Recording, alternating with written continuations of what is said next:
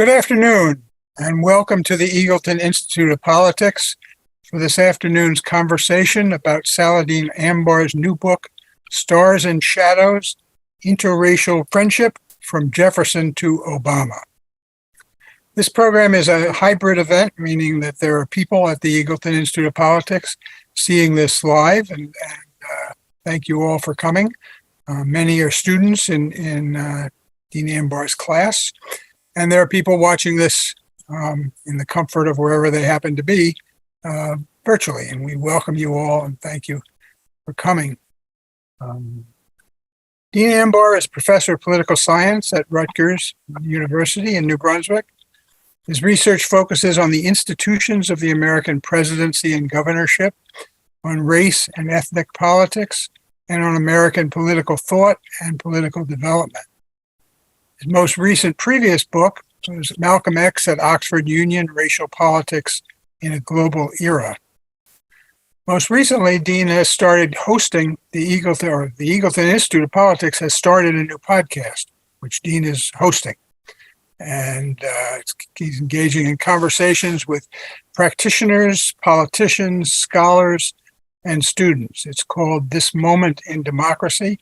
And I've never been able to say this before, but you can get it wherever you get your podcasts. And we encourage you to listen. It's really interesting and an exciting new enterprise at Eagleton. Speaking with Dr. Ambar today is David Greenberg, professor of history and of journalism and media studies at Rutgers. His most recent book is Republic of Spin, an inside history of the American presidency. His next book, the book he is working on at the moment, is a biography of John Lewis, the late congressman from Georgia. Dr. Greenberg is a former full-time journalist, a frequent commentator on the national news media, and a contributing editor to Politico magazine, where he writes a regular column. My pleasure to turn the program over to David Greenberg. Well, thank you, John. And thanks to those of you who are online as well. I understand we have a big online audience, which is always nice when we get to questions. We'll hope to hear from you as well as from the people in the room. It's a great pleasure to be here with Dean Ambar. He's written a terrific new book, Stars and Shadows, The Politics of Interracial Friendship from Jefferson to Obama. And it's a study of a series of, 8 pairs? Did I get the number right? 10. 10 pairs. Some of them political, some literary or artistic, that take us really through the breadth of American history to understand how these individual studies of two individuals, one black, one white, have shed light on different dynamics in race relations, in politics, in the evolution of our understandings of race as a society. And I want to start maybe just with the title, because I love the phrase Stars and Shadows and was wondering where it came from. And you explain in the book, it comes from Huckleberry Finn. And I always think some of the best book titles come from, they're things we pluck from works of literature. But why did you choose that particular phrase from that particular book? And does that shed light on the book and its themes? Maybe you could start there. Sure. Well, I too want to echo David's thanks for those who are here and watching online. The title spoke to me, I guess, through the friendship of Jim and Huck. Fraught as it was, maybe filled with language in the 19th century that we would not use today, yet I think Twain's novel points towards something profound about America's politics and our history with respect to friendship and what friendship's possibilities could portend for a multiracial democracy. And there's a scene in the novel where Jim and Huck are running, they're fugitives, and I think very much representative of democracy.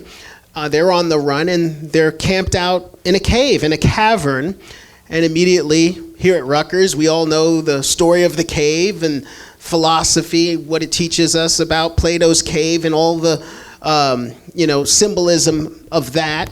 And so that spoke to me. They're emerging from this cave. They can't see well because Huck has to put out a fire so that no one else can see where they are because they're on the run. He's with this fugitive black man who is enslaved. And so he says, I put out the campfire at night, and we had to, take the raft out, but stars and shadows ain't good to see by. And I thought, wow, what a line. Stars and shadows ain't good to see by. And yet the mission continues. They continue on, not with the greatest amount of light, but in my estimation, in Twain's estimation, as far as I can tell, they are that light. Their friendship is enough to guide them. And I think, for me, the idea that we can definitively know where we're headed, and you probably are asked this a lot, do you have hope for the future, and where's the country going? I don't know. The key is to make movement. The key is to push. The key is to go out there and get on that raft. Stars and shadows ain't good to see by, but if there are two of us, if there are enough of us, then we'll make it. And I just was struck by that line from Huck Finn. Yeah, there's an optimism in it as well as a realism. And I think, I see that in a lot of these relationships described in the book. You use the word friendship. I think you would probably be the first to admit not all of them quite are characterized as friendships. They're relationships of different sorts, always where some kind of friendly feeling or good feeling exists. But there's also limitations to, in at least some of these cases, the kind of true fellowship or mutual understanding that occurs. But maybe just for our audience, you could go through any number of these cases, but why don't you start with the case of Jefferson and Benjamin Banneker? It's such an interesting story, one I didn't know much about, and not quite a friendship, but an interesting interracial relationship that in the years of this country's founding, that I think are eye-opening. Well, in thinking about the cases that one might begin with, you have to ask yourself, when is the first connection between a founding member of the United States, one of the founders, and a black person or a person of color, a relationship of consequence? When does that ever really happen, right? And the truth of the matter is it doesn't really quite happen with Jefferson and Banneker, but it's the first exchange of consequence between a public figure. Jefferson is Secretary of State, and Banneker is a free black man in Maryland, whom Jefferson, by the way, hires to be part of the surveying team for what would become the nation's capital. And that's important because Jefferson, I think, wanted a black man to be a part of that experience for the nation. To his credit, I think he saw it as significant. And yet, despite that effort, Jefferson and Banneker's exchange leaves us wanting, to put it mildly, right? But I began there because it's the first exchange, it's the first language of friendship. Jefferson refers to Banneker as one of his brethren.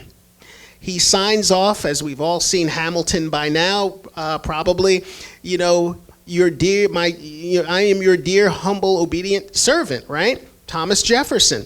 Well, those lines, obedient servant, one of my brethren, those get Jefferson into some political trouble with white, Federalists, North and South, who use that to say to Jefferson in so many words, you are equating yourself with a black man socially.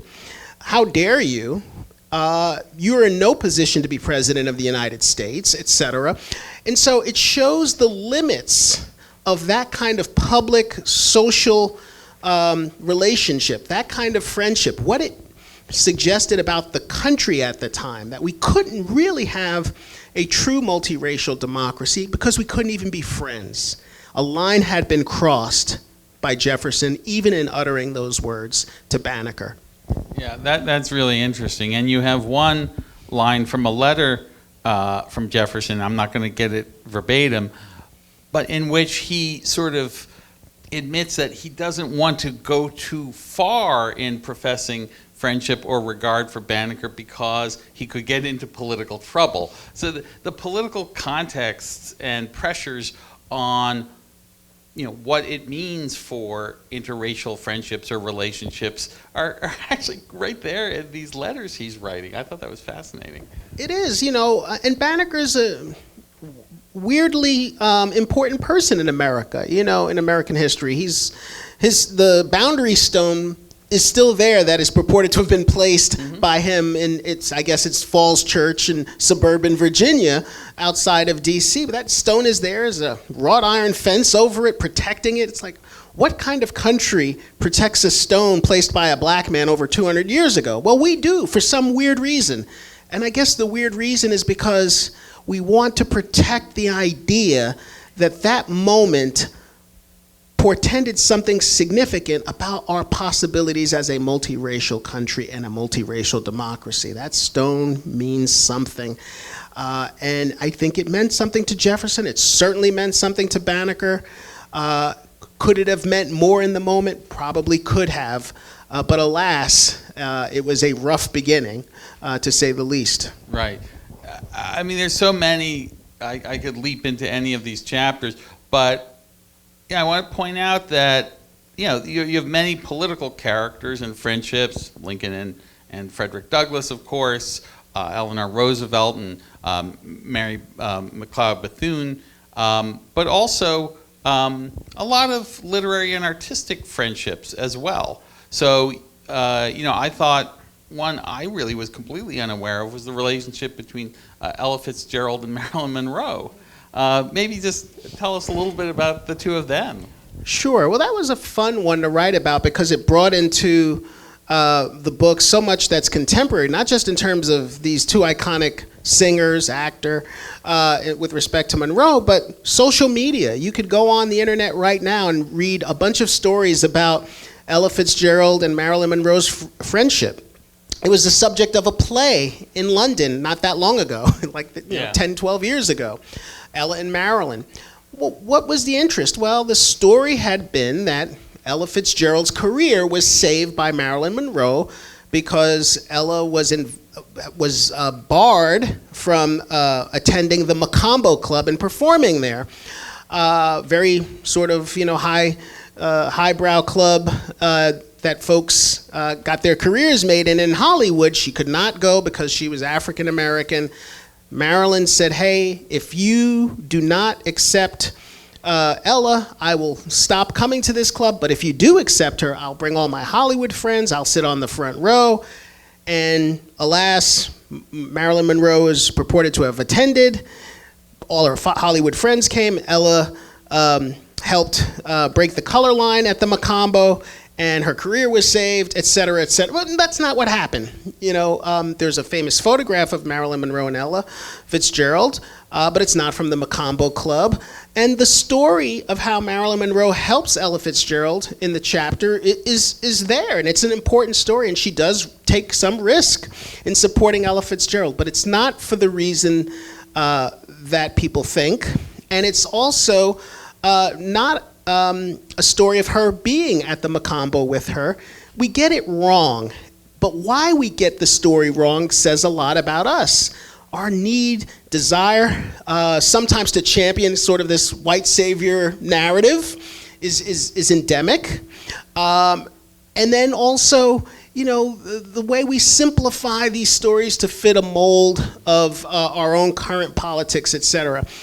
It's a great story, but we get it wrong. The truth of the matter is that Ella Fitzgerald had not been barred from performing at the Macombo because of her race. It was because she did not fit the stereotype of being a sexy black woman like an Eartha Kitt or others who had performed there. And so she was barred because of, male, arrogance and sexual preference. She was not able to titillate in the way that the owner, Charlie Morrison, wanted her to perform and provide to his white audiences, his male audience at the time. And so that says something troubling too, but it's not troubling because of race, it's troubling for something else. So I had a fun time fitting that narrative into the larger story of friendship, because the friendship's there, but a lot of how we remember these stories or how they come down to us says something about who we are today, I think. Yeah, I mean, we find that a lot in history, that, you know, the official version, the commonly told version, the internet version, you know, actually, sometimes it's close, but gets important things wrong. And in those differences, you know, you can often find a lot that's revealing and instructive. You know, talking about sort of these acts, say, you know, the protest, you know, Marilyn using her leverage, it starts to answer sort of my next question, which is really about, you know, friendship itself. And friendship is such a personal thing. It's a private relationship. These are chapters about two people. I mean, you situate them in context with other characters, but you're talking about something between two individuals. And yet, the effect is to suggest this much broader social resonance, right? I mean, these days, you know, it's very popular to say, well, what any individual does or feels, well, that doesn't really matter. What matters are the structures. And if we have structures of oppression or racism, then, you know, any individual can be as free of bigotry as whatever, but that's not what's really important. But I think this, you know, I don't know if you intended it this way, your book in a way pushes back against it and saying that these very personal, interpersonal relationships actually do matter, and they do have these ramifications for society as a whole. So tell me if that's a fair characterization, and if so, you know, kind of where you see that at play in the book. No, I appreciate the question. It does matter to me, but you know, it mattered to the Greeks in their understanding of democracy, that friendship had to be, you know, foundational, sort of the first kind of, you know, political experiences, you and another person, and the bonds you develop outside of family. You're building a community of trust, you know, so it was certainly important to the Greeks. It was important to the French and the French revolutionary experience, liberté, fraternité, égalité, fraternité, right? That mattered. I think it mattered to our founders, that there was a sense of, you know, attachments. You know, Madison talks about those attachments to your government. Well, how do we know that we're making proper attachments to our government? Well, you have those to your friends, you have those to your community, you have those on the local level. And if you don't have those to begin with, then how can you build something greater when those are frayed and not well esteemed or regarded?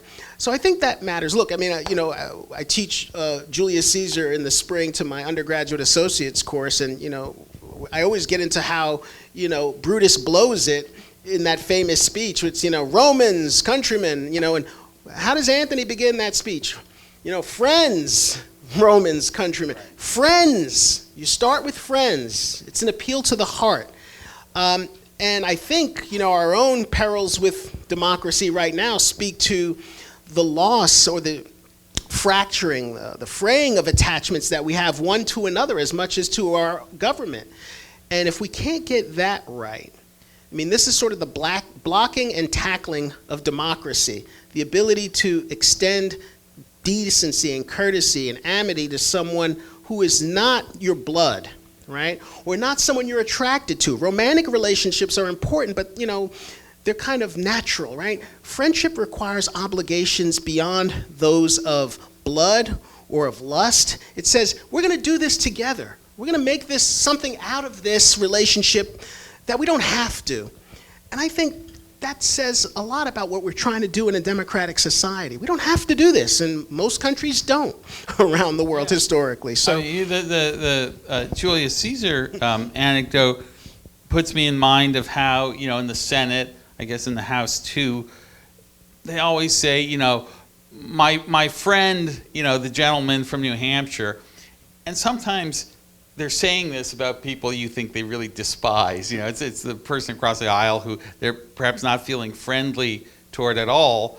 And you could see, and I think I used to be tempted to just see this as hypocrisy, this kind of silly formality of the Senate. But in fact, I think there's a value of asserting, okay, we are all friends, even if we're feeling anger or political difference, because that becomes the basis for at least trying to resolve those differences. And the notion of a deliberative body, a Senate or a House, where genuine friendships exist, seems infinitely more capable of solving our problems than what we have now, where there's very little pretense of friendship going on, and sort of the this just locked in your partisan chambers. And when you read stories of how legislation was accomplished, it often was by people who were friends with people of very different political constitution. Well, it's so true. And if we know nothing else about America, we know that it's premised upon Jefferson's creed, right? All humans are created equal, right? We know that. So the creed is there, but that creed is a romantic creed. It says, it's a belief. And that belief has to be cajoled and nurtured, and we have to attend to it. And, it's like, when do you can't say to your partner, hey, I told you I loved you yesterday. I don't need to say it again. It's like all the little courtesies and niceties and pleasantries and I love yous and let me help you with this and how was your morning? You do that every day. Not to scare you, looking at the students in the audience, but one must attend to these relationships every day because they're premised upon a creed. So democracy is a romantic venture, and friendship is part of it. And like democracy, friendship has to be attended to daily. And so that's the part of it in the Senate, famously, but in the House, and hopefully everywhere citizens are, we have to attend to how we treat one another. And if you look at the way we treat each other and have been treating each other in this country, particularly of late, certainly historically, but particularly of late, it speaks volumes to our inability to advance who we are as a republic in this moment, I think. Yeah. I want to, in a couple minutes, throw it open to the room here as well as to people watching us. But maybe before I do that, to sort of give people a sense of kind of the scope of the book, I've mentioned a handful of the relationships, but we also have in here, I'm sure I'm going to forget a few, but James Baldwin and Marlon Brando, who you have a great scene of them together at the 1963 March on Washington. We come up to the near present with Barack Obama and Joe Biden, who have this very interesting relationship. It was surprising, I think, a lot of Americans, happy moment, but also surprising moment that we finally elected a black president. But it was also interesting to see this very senior, older white man, quite more than happily, kind of excitedly take on the role of his number two. That is something that in a different America, would have been hard to see happening. So you trace, I guess what I'm saying is, an evolution in our ideas of what is possible, what is normal, what is virtuous in terms of relations between the races. And, apart from a kind of Whiggish story of progress, is there something you can say about these changes, kind of different eras? Lincoln and Douglas, that's a great story, and there's obviously mutual respect there. But, it's not the same kind of true friendship that you see in some of the later, more recent cases. No, it is not. And the Baldwin Brando one is an actual, real deep, probably the most deep friendship in the book, and it probably was romantic as well.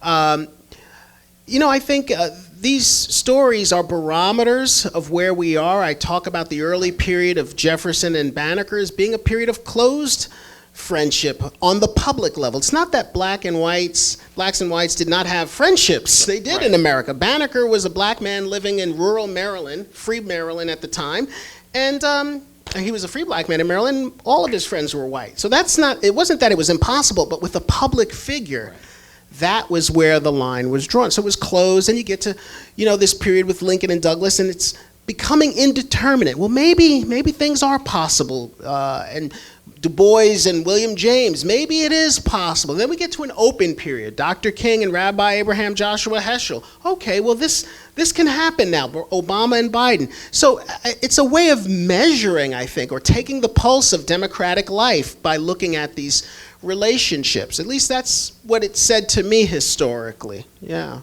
Right. Well, do we have some questions from the group here? Yeah.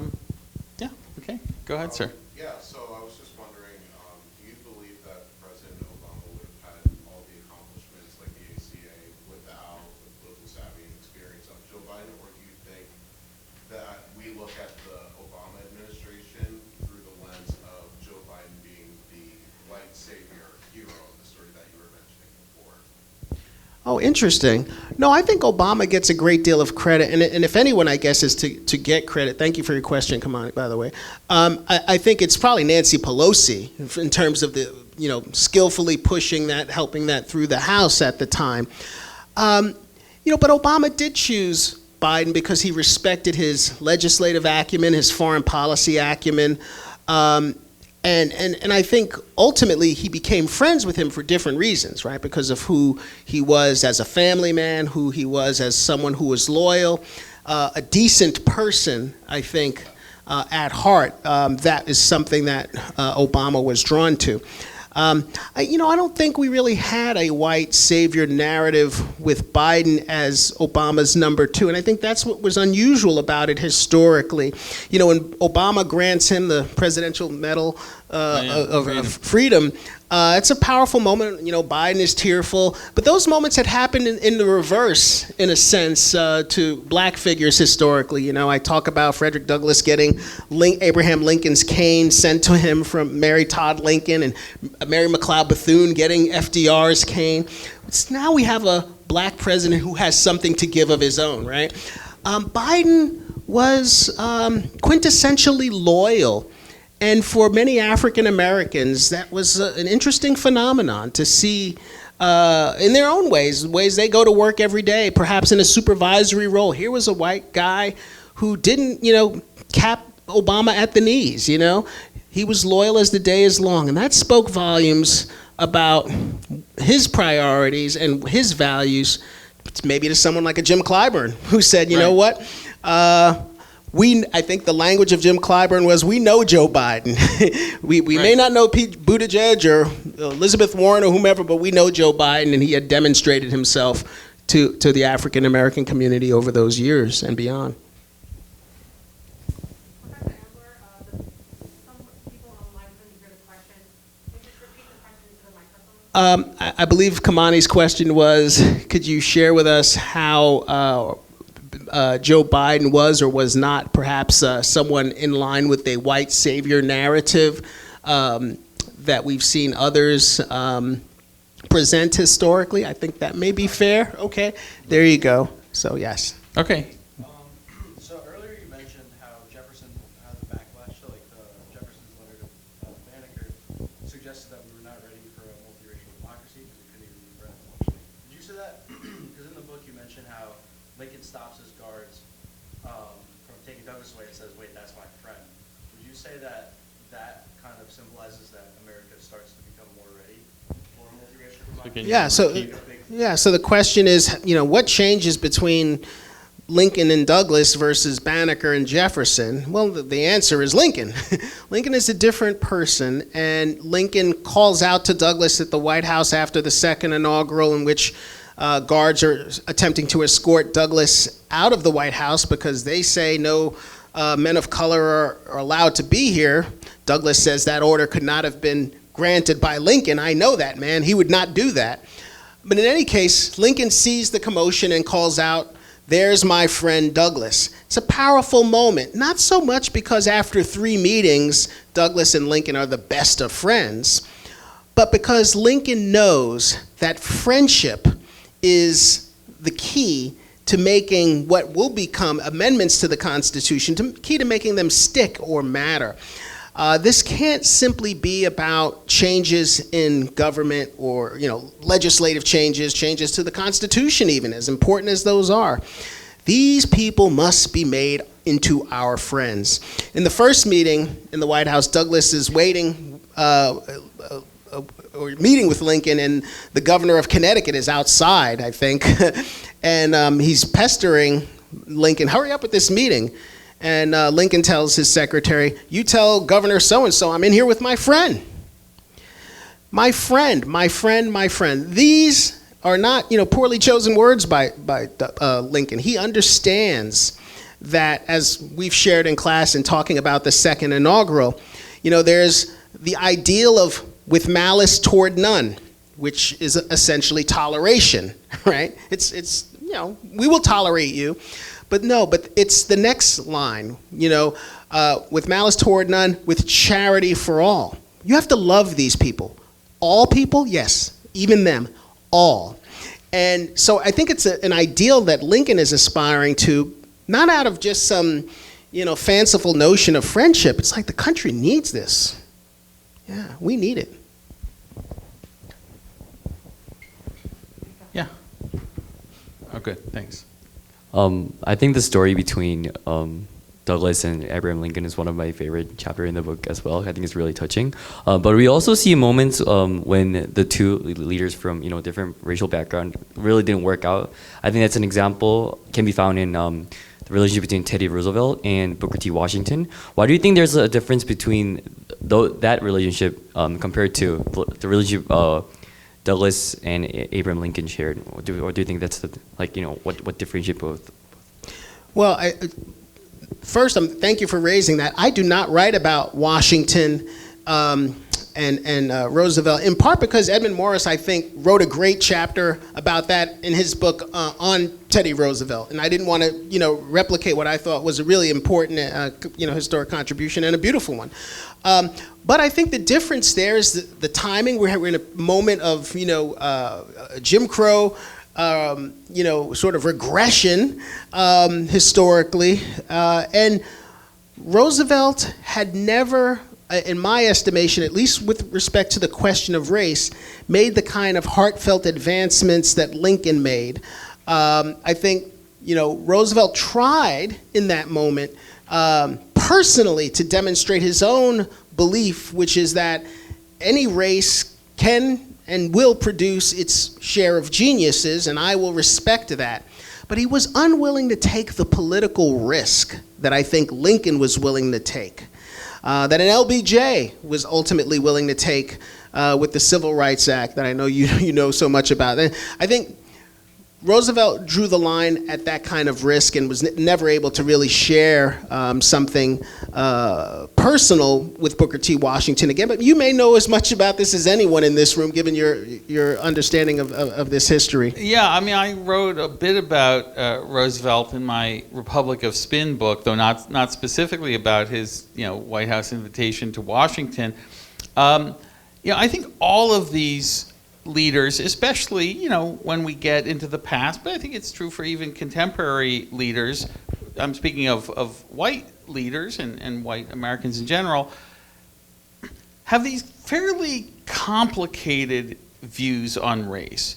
So to say, as sometimes we do, well, they were racist, or to try to say they were not racist, it's almost like that's not the useful framework for understanding it. It's sort of, okay, so, what was TR's understanding? I think he did sort of share this view, kind of coming out of Reconstruction and the Jim Crow era. I try to explain this in my presidency lecture. It's a hard thing to put across because it's so alien and even somewhat obnoxious to our own ways of thinking. But there were people who fancied themselves liberal or egalitarian and who saw segregation or separation of the races as a way of helping black people. That is, it wasn't done in the spirit of keeping them down. It was done as, well, there'll be too much friction when they interact, and it's better for, and this was part of Washington's philosophy in its own way, develop black institutions and education and, a strong middle class and success in the professions. And then we will get to a broader social equality. I think today in the Du Bois, Booker T. Washington debate, it's very hard to find someone who's going to be like the Booker T. Washington partisan. But for a long time, that was a kind of well-respected position. And I think sometimes I kind of give the analogy of, we still have women's colleges and women's high schools or girls' high schools. And some of the justification is not that women are inferior, certainly, but that it will be better if they can thrive away from the boys or away from the men. Now, you may or may not like that justification, but it's one that one still hears.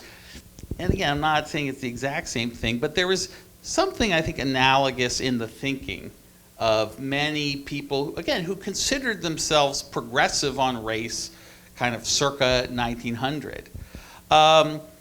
So we can certainly see the limitations of Teddy Roosevelt's thinking on race, and when we get to empire and foreign peoples, you see a real kind of colonial mindset there, and a vaunting of the Anglo-American tradition and people even. So there's lots to criticize, but I think it's also important to try to understand just how his mind worked and what was the not uncommon set of beliefs that he was subscribing to. Thank you, Henry. Do we want to take one from Zoom?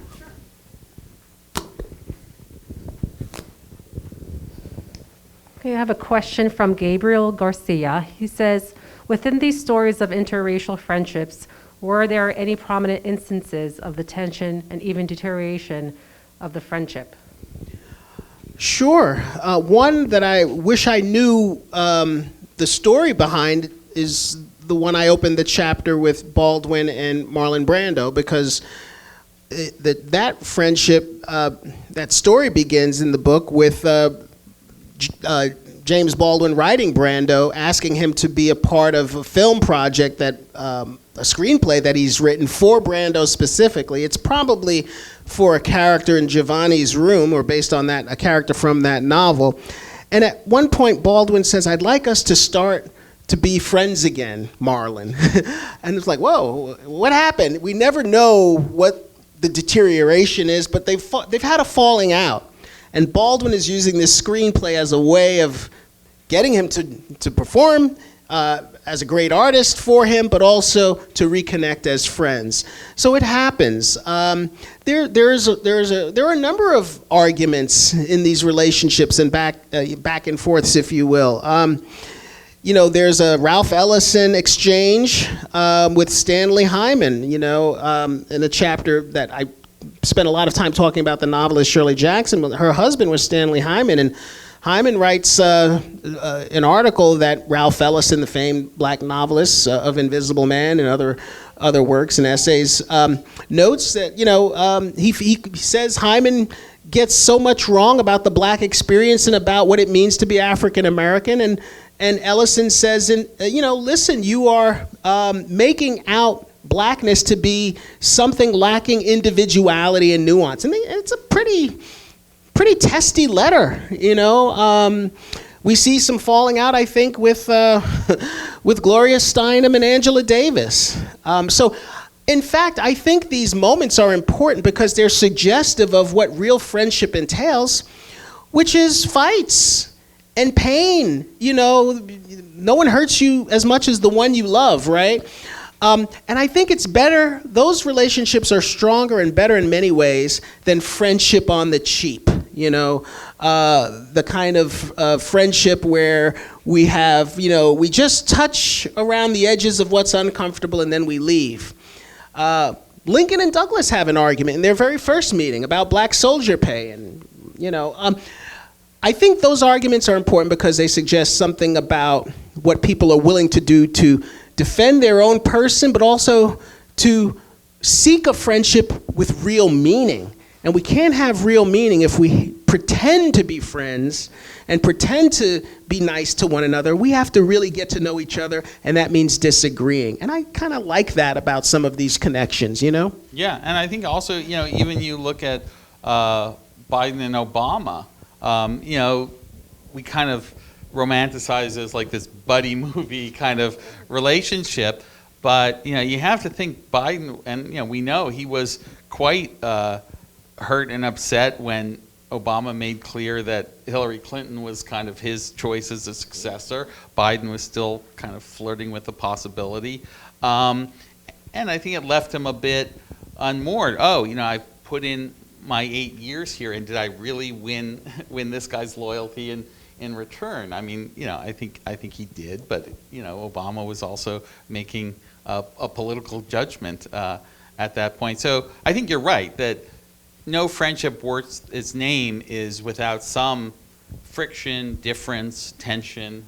It's part of what makes a friendship alive and robust and more than something superficial. Thanks for the question.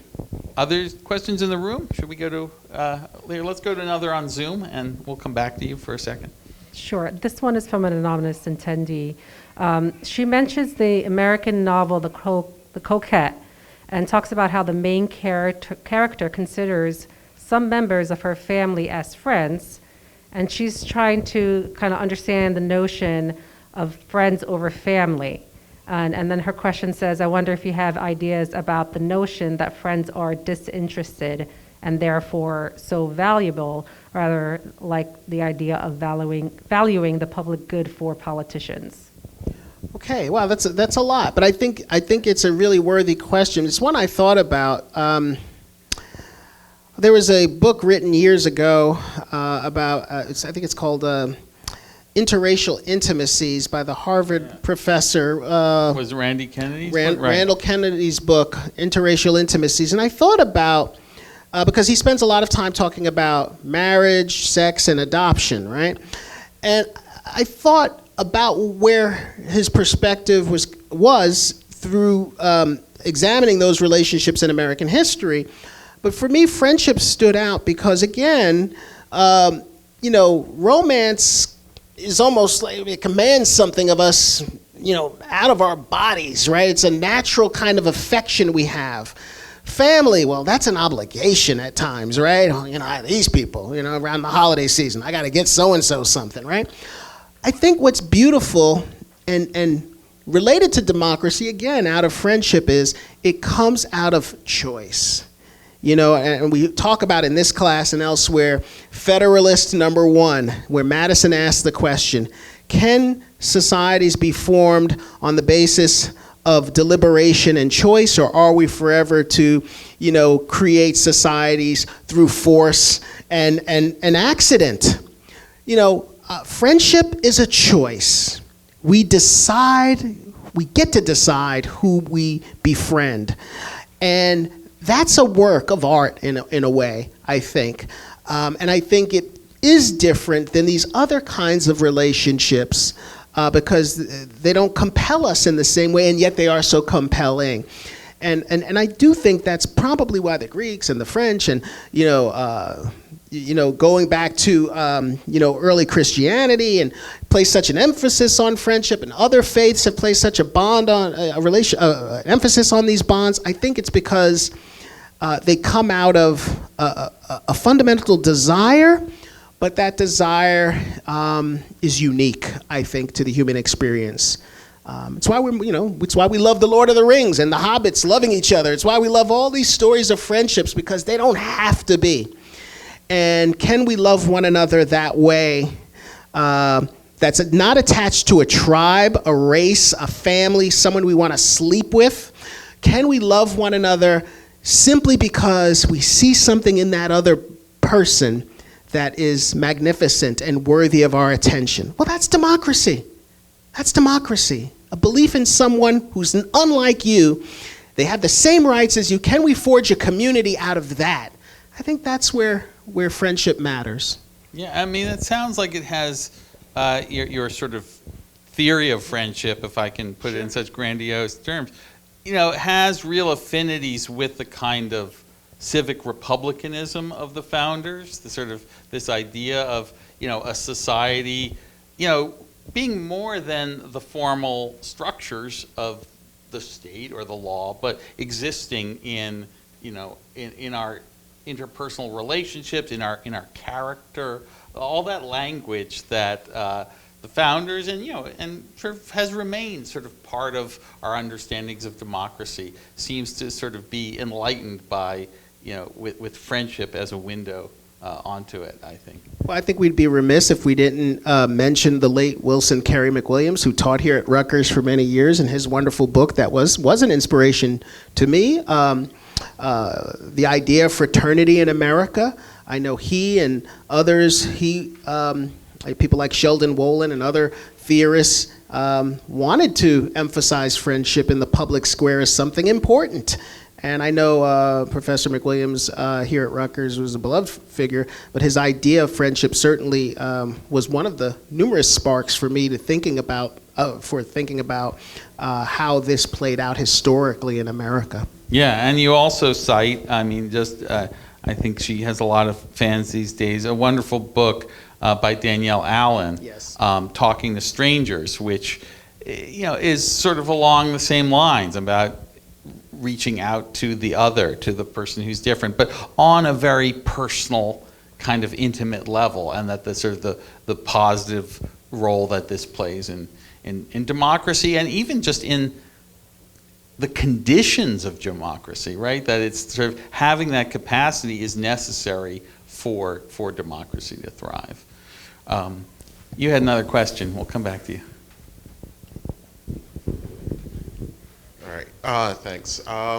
So I was wondering, do you think Martin Luther King Jr. was so effective because he spoke about friendship and a beloved community versus Malcolm X when he had more of a black nationalist view, or for reference, his strong black coffee analogy? So do you think Martin Luther King was more effective because he spoke about friendship across racial lines?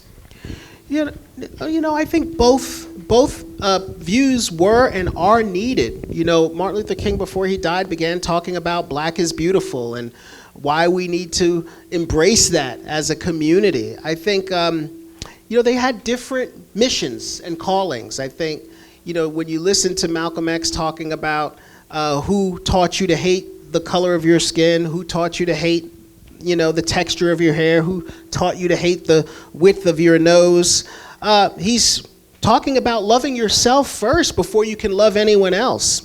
There's a wonderful line in, I think some of you read it, in Tocqueville in chapter 10 on the future of the three races in America, where Tocqueville sees a young black woman and sees African Americans as in a very difficult psychological state because they can only aspire to whiteness. They don't have any real sense of self, whereas he felt indigenous people did. He could see a kind of pride that they had in who they were, a kind of autonomy of being that black people lacked. So I think the psychology of that Malcolm X spoke to, of loving oneself, one's past, one's name, etc., is very, very important.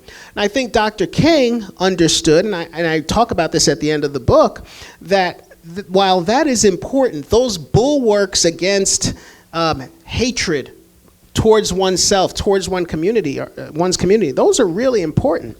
But at the end of the day, we have to build a community that goes beyond self-love to embrace others. And that requires a different kind of work and a different level of work. So I wouldn't want to do one to the exclusion of the other. I want my children, who are beautiful black kids, to see themselves as beautiful, to know and admire their history, and to embrace who they are, historically and culturally, etc. But in America and in the world, those forms of self-love, as important as they are, will not take us to the promised land. The promised land, if you will, not to preach, I have had a second cup of coffee. The promised land is about community. It is about embracing our common humanity across any number of lines. And I think that's where King is, and I think that's where all the great teachings are, and that's what multiracial democracy means. That's what democracy means. It means rule of the people, full stop. The problem becomes in our country historically, in the moment we're in now, well, what if the numbers have changed demographically where white votes are no longer decisive? Are we willing to keep democracy under those conditions, or do we want to alter the playing rules? Right? Do we want to go to some other form of government because it's no longer racially decisive in a certain way? Well, it's not necessary if we have faith in one another, irrespective of our race. And that's a place we have to get to, ultimately. So I see a need for both of those views. And ultimately, I think King's is where we all want to be. And if I can just add a word, beloved community is a phrase probably we all know now, in part because President Holloway has kind of tried to hold it out as an ideal for our community here at Rutgers. But it's a phrase that King used. It actually goes all the way back to Josiah Royce, I believe, and kind of goes through like the social gospel tradition. John Lewis, who I'm writing a book about, believed in it like so deeply. He learned it not just from King, but from a man named James Lawson, who was sort of the leader of the Nashville movement that started the sit-ins in 1960 and sort of one of the big pushes for desegregation, at that historic moment. And Lewis always had interracial friendships and valued them.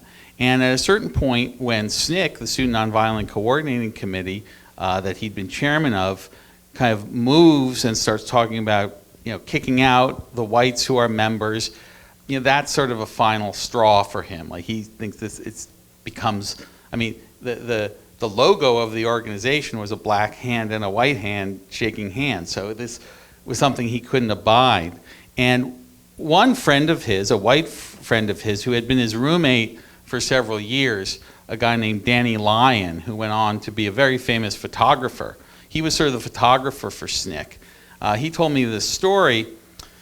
It was a SNCC conference, I think, in Washington at Howard University. And during a break, they kind of went for a walk, and there was another group on campus that was kind of a black separatist kind of group that was having a meeting. And some of the SNCC guys were kind of interested in checking it out, seeing what was going on. And so Danny walks up with them, and there's a table in front, and it includes some of Danny's own photographs, like on the literature or the pamphlets. And the guy behind the table says, "He can't come in," referring to Danny. And Danny says, "But I'm part of the movement. Like those are my photographs." Like, "He can't come in." Well, some of the guys go ahead and walk on in, but John Lewis sort of turns on a dime and walks out with Danny Lyon. And he says, "I know what it's like to be kept out of places on the basis of my skin color, my race."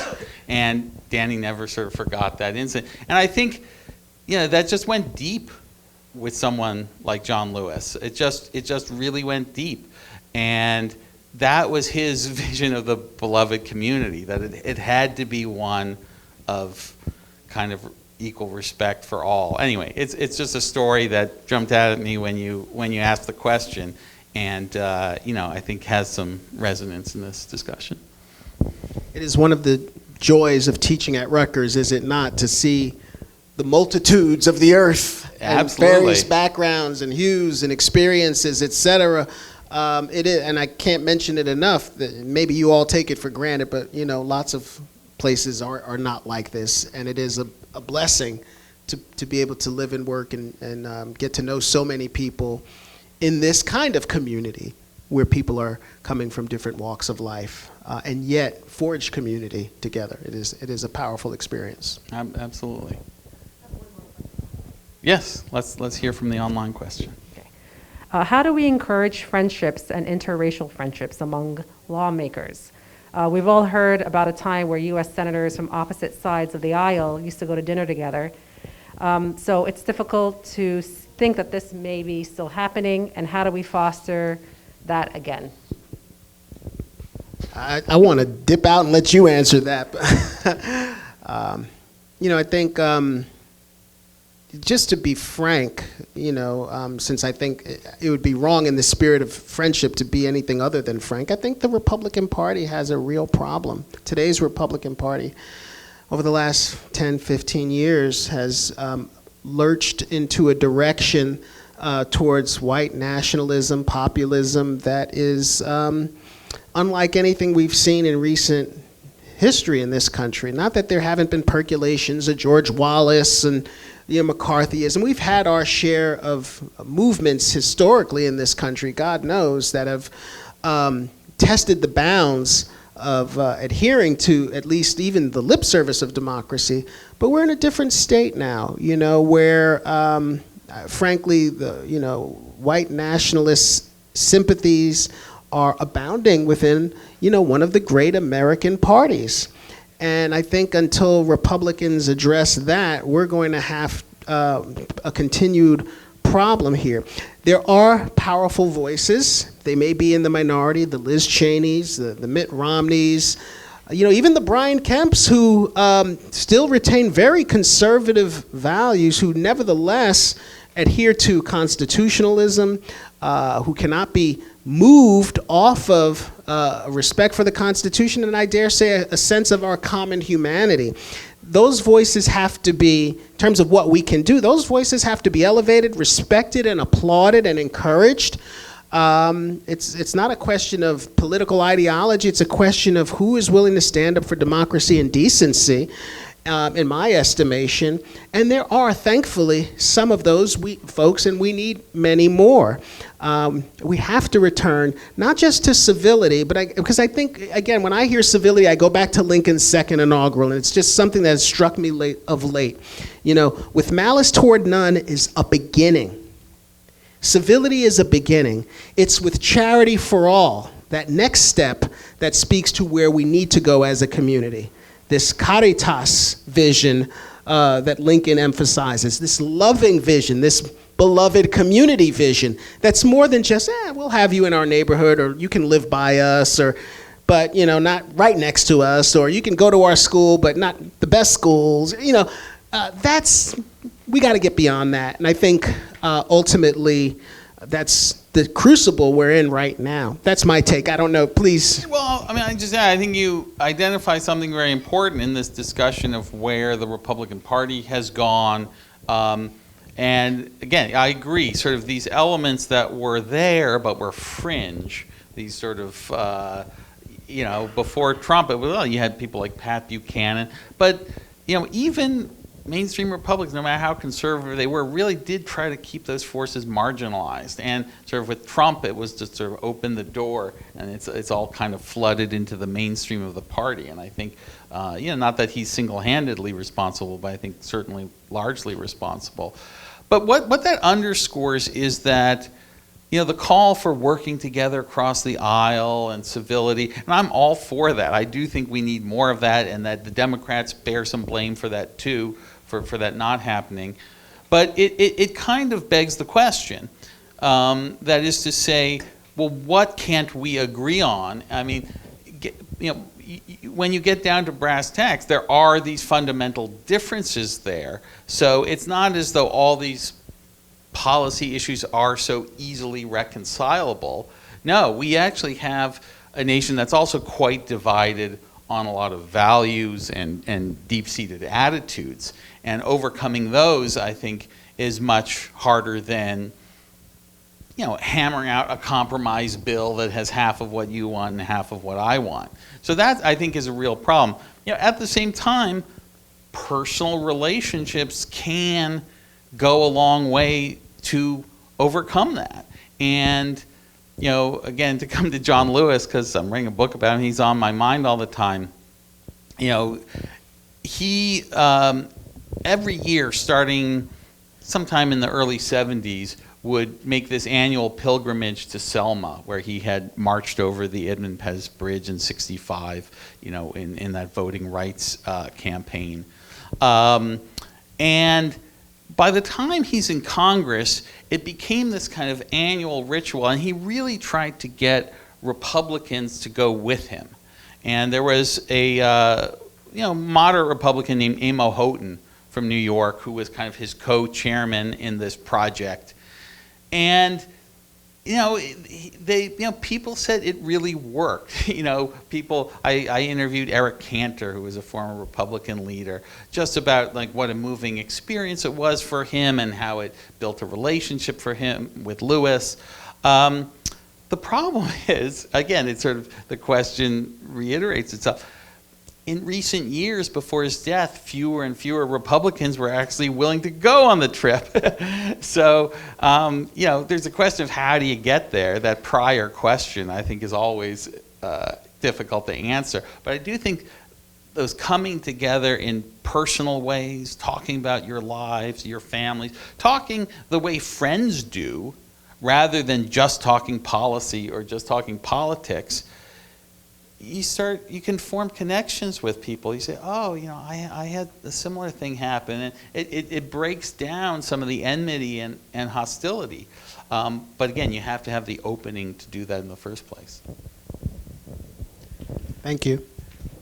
We have time for a couple more, if there's more questions to be had. No? Okay, we don't have time for more. Okay.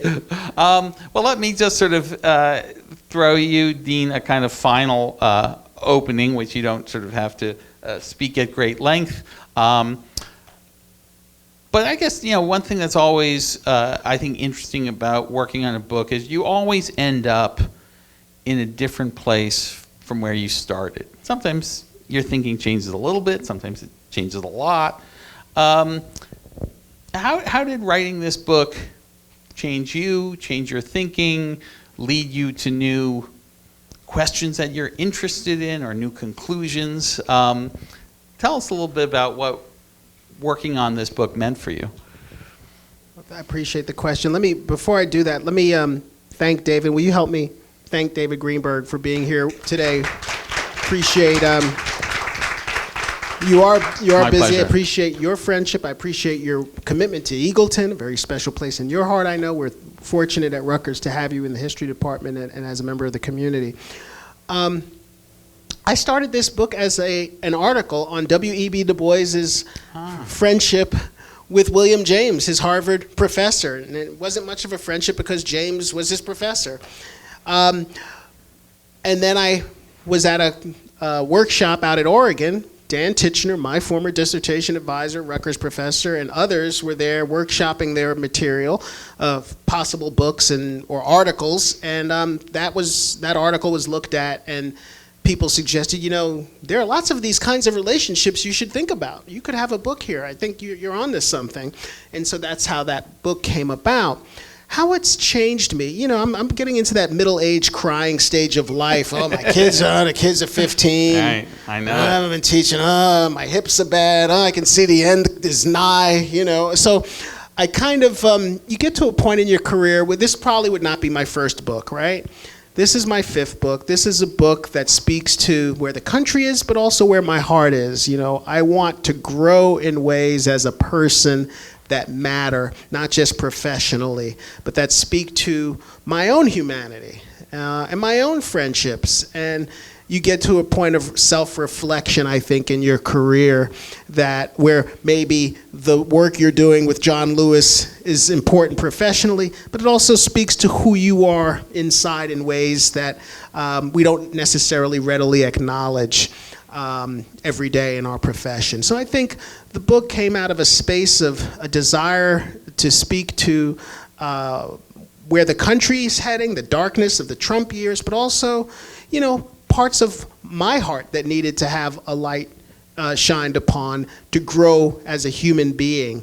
And so I'm proud, if you want to use that term, of the book because it's deeply personal, even though these stories are not about me, but as you well know, everything we write is about us. Right? Right. We're writing for that first author, right? So Absolutely. Well, that's a really moving and beautiful statement to close on. So anyway, thank you. I know you're a professor, but thanks, Professor Ambar, for a terrific discussion.